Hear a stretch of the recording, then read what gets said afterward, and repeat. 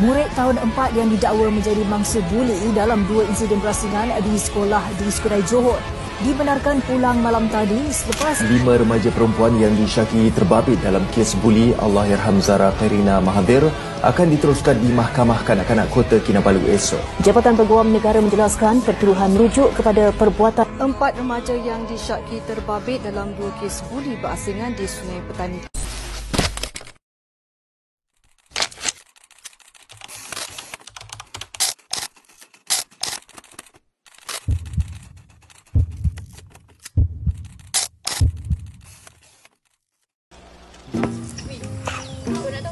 Tadi kat sekolah kan ada ini suruh cakap nama apa buat solat.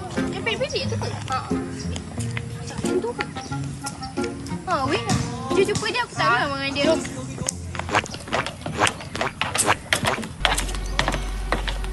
Oi perempuan. Kenapa? Ni aku nak cakap ni. Kenapa? Pakai dia nama aku lepas tu dia ikut ustazah. Kau kan? Tadi aku yang dia ustazah. Sialah tu kau tak. Kau ni kenapa tak tahu. Hentikan gejala buli. Katakan tidak kepada buli. Jangan biarkan anda menjadi mangsa buli. Katakan kepada guru anda jika anda atau rakan anda dibuli.